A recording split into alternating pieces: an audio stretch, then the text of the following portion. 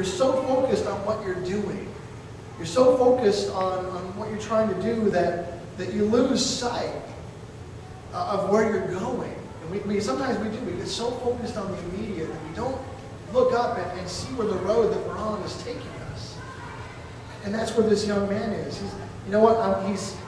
He said, you're focused on the immediate, and you need to be focused on the ultimate. You're focused on the here and now, and you need to be focused on tomorrow. So in verse 24, someone pulls out of the narrative and he begins to address you and me. So he's all the way up until this point, he's just telling the story. And if he was sitting here in front of you today, all of a sudden he looks up, and now he starts to address you in verse 24. And he says, "Now my sons, listen to me. Pay attention to what I say. Do not let your heart turn to her ways or stray into her paths. Many are the victims she has brought down. Her slain are a mighty throng. Her house is a highway to the grave, leading down to the chambers of death." The guy's thinking, paths? Man, this is just an event. This is just, it's just prom. It's just spring break. This is just an event. It's just Friday night. But Solomon says, man, it's not. It's a direction. It's a path. Many are the victims she has brought down. Her slain are a mighty throng. And Solomon sees in his wisdom the path that he's on. So here's the thing. This was written, I'm losing you guys. You're looking at the thing. This is written over 3,000 years ago. And how much has changed, really? I mean, this story could be happening downtown Port Huron, couldn't it? You're on the path. Every path has a destination. Every path is going to end up somewhere. And sometimes it's so predictable. Sometimes you can just go, I know exactly where that path is going. And when we started reading the story, you kind of knew where it was going, didn't you? As soon as we started talking about the woman dressed like a prostitute, you kind of know where the story is going to end up. And because it's easy to see in somebody else's life, isn't it? It's so much, at least for me, this has always been true of me, it's so much easier for me to look at somebody's life and go, hey, you're screwing up. I know you are. I can see it. I know where your path is going. But when it comes to my own life, it's like we get these, we get the tunnel vision, and we can't see where we're going, and we can't see what's going on in our lives, and that's what's going on here. How many times have you ever talked to, during our life groups, how many times have you told a story to one of your leaders, and halfway through the story, they're like, yeah, I know what's happening. Because they know, because they have that outside perspective on what's going on in your life. And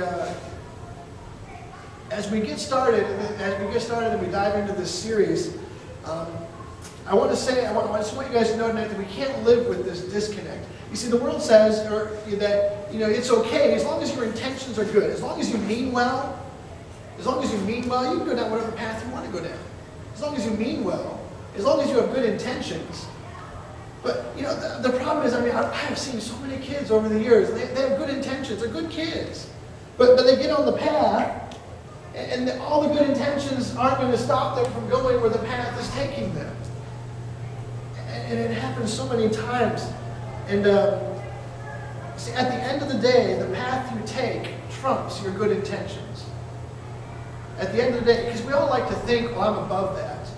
We all like to think, I can beat the odds. My woman will tell you, my wife will tell you, my woman will tell you.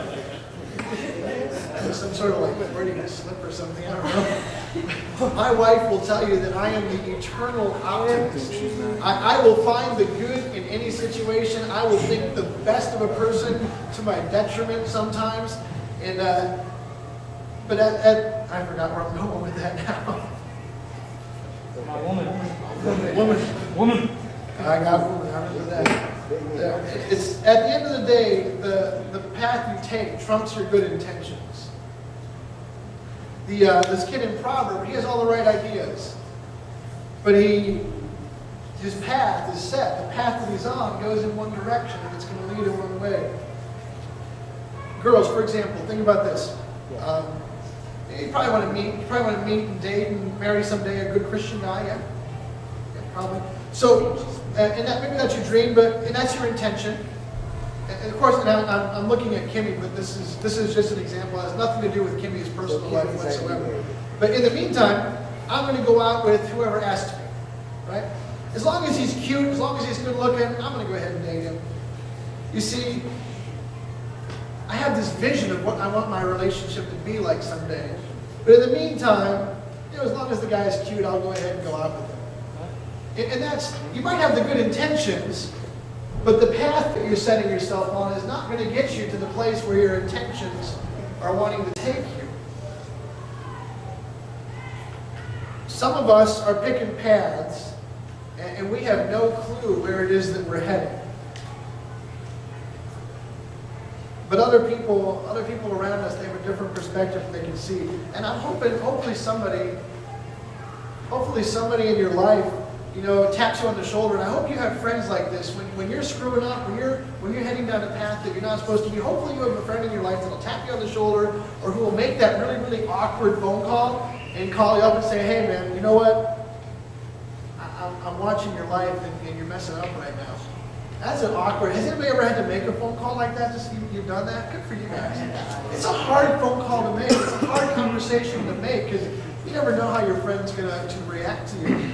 But it's good to have. So tonight the question is this: when we hear that voice calling out to us, are we going to listen to it, or will we think that somehow we're going to break the principle of the path? We think we're above the principle of the path. I am better than. I can handle it. I can do it.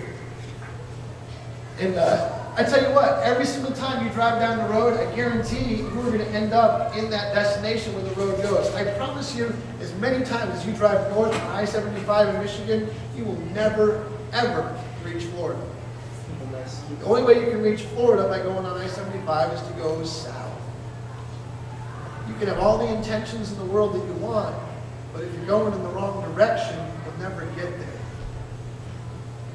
And so tonight, where is your path taking you? Where is the path that you're on right now taking you? Is your path going to take you where you ultimately want to be?